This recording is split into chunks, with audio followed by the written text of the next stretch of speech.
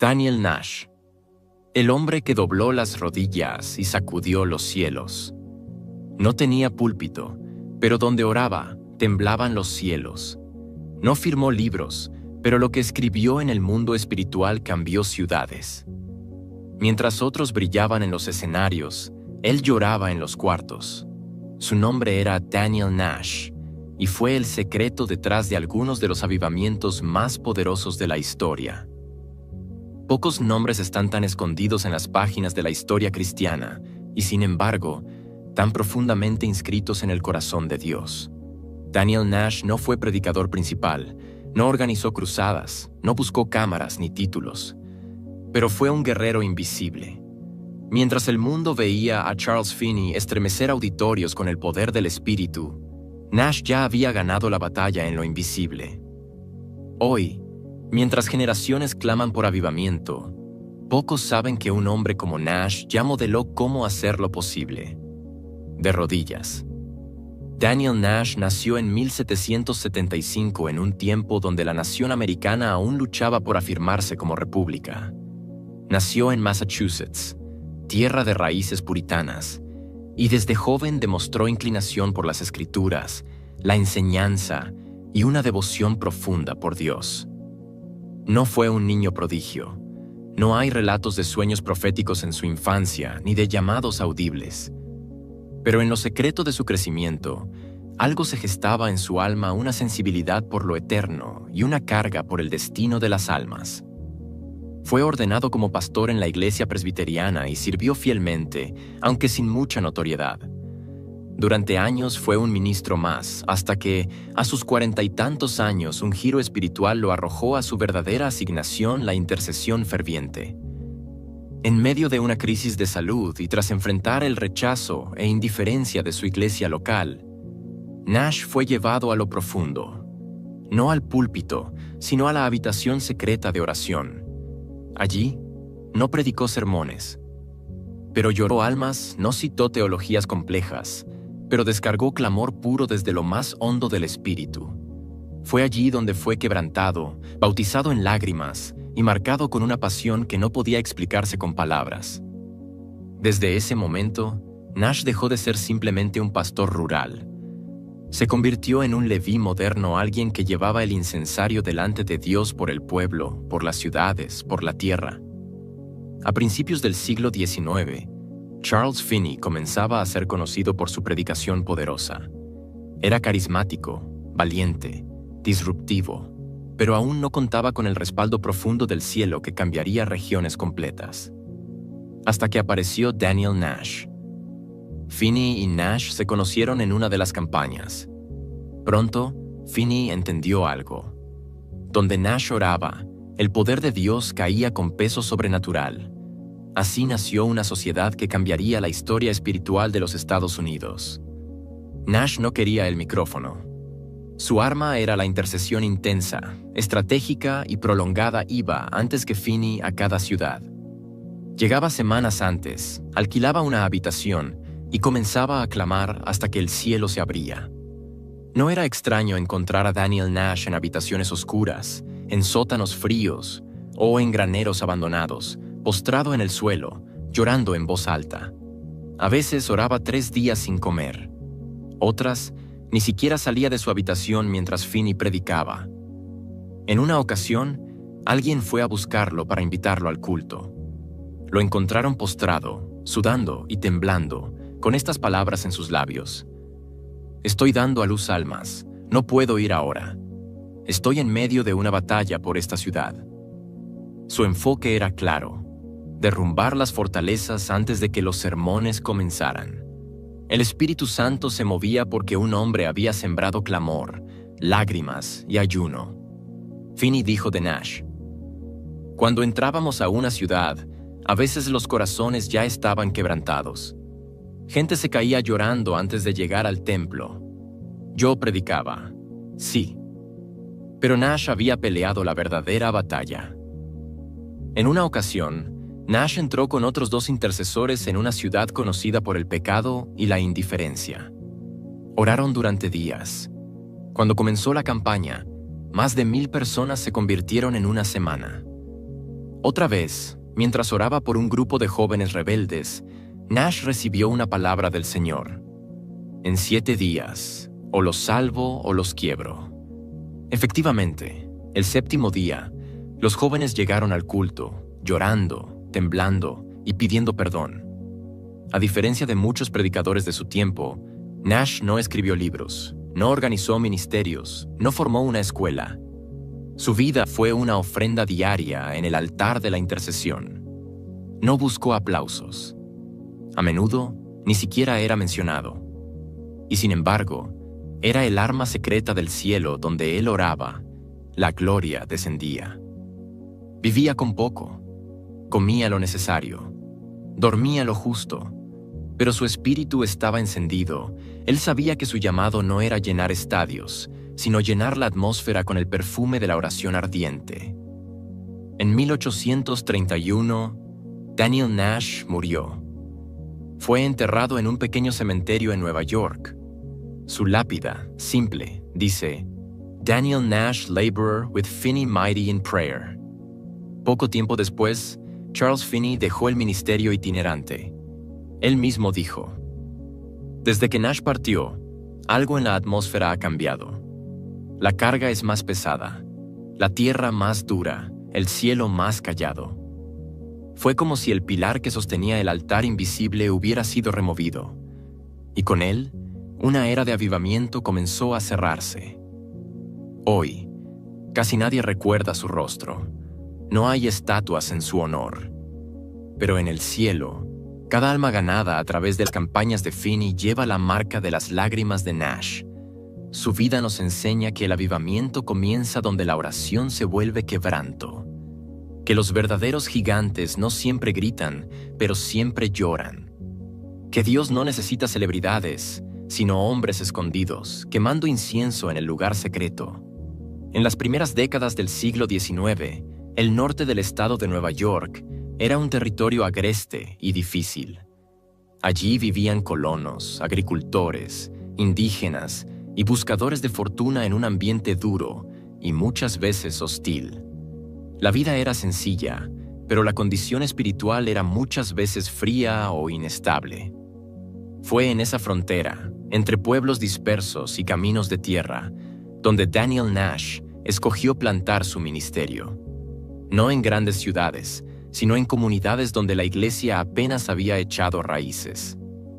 Entre Richfield, Cooperstown y Otsego, Nash no solo predicaba, sino que organizaba iglesias pequeñas, instruía a nuevos creyentes y, sobre todo, se hacía conocido por su incansable espíritu de oración.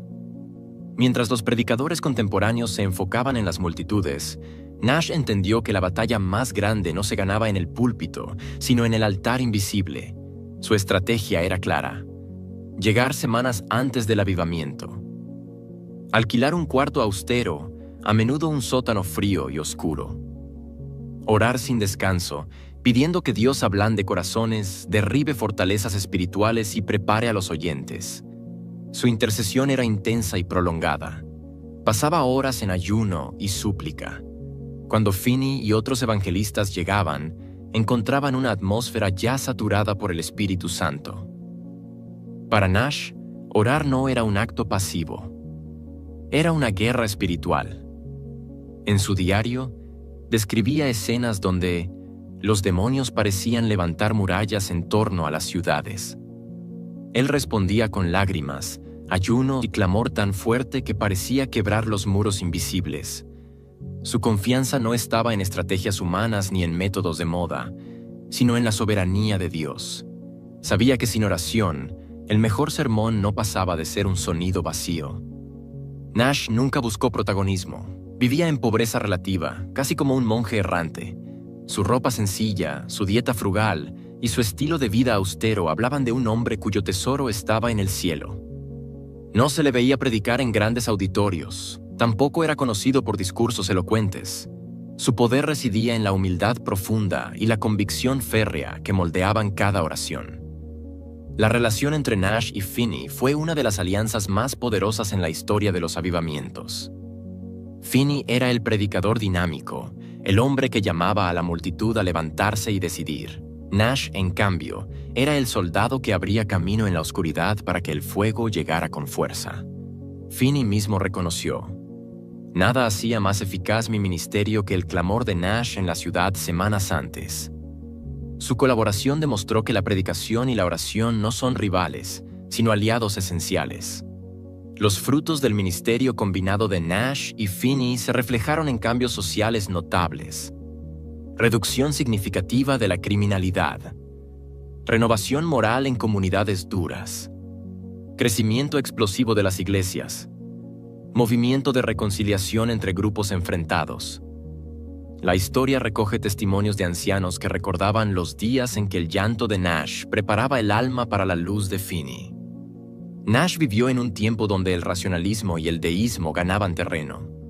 Muchos se burlaban de la fe, y la iglesia enfrentaba apatía y división.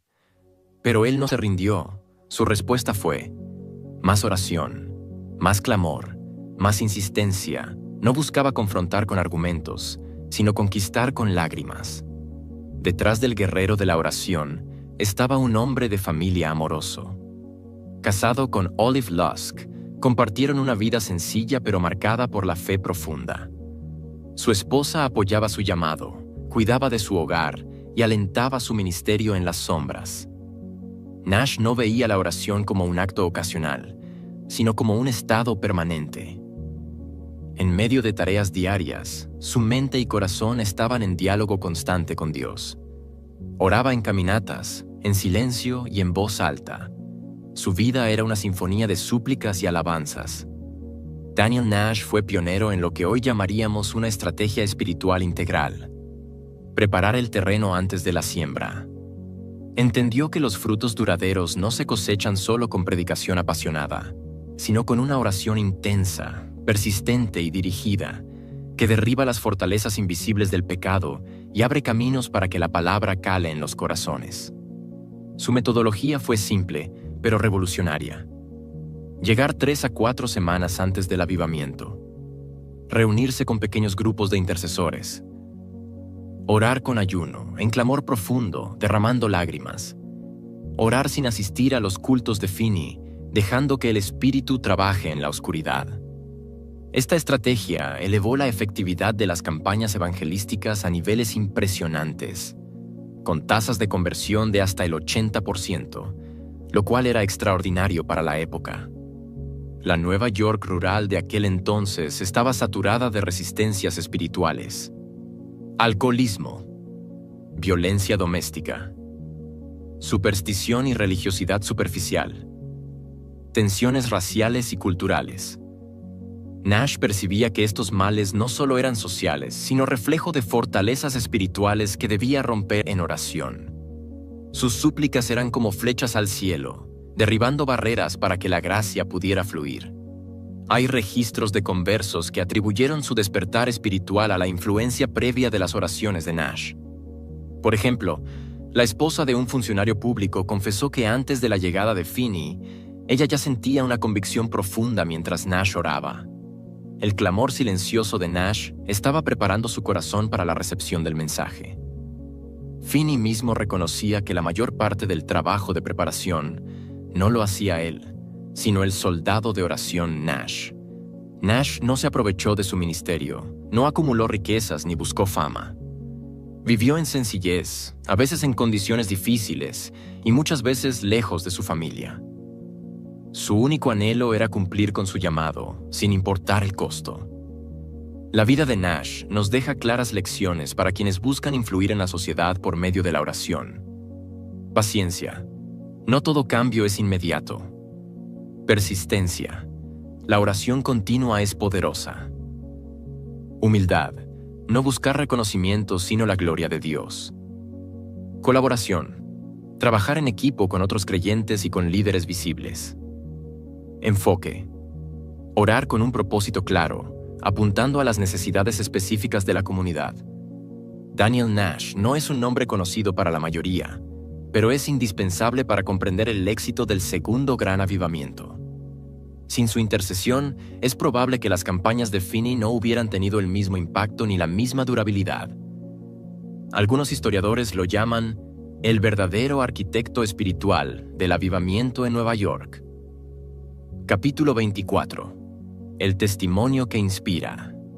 A pesar de vivir en la sombra, Nash mostró que el verdadero poder no reside en el espectáculo, sino en la fidelidad silenciosa. Su vida sigue siendo un faro para todos los creyentes que desean ver una transformación real en sus comunidades. En el invierno de 1831, Daniel Nash cerró sus ojos en esta tierra, dejando un mundo que ya no sería el mismo.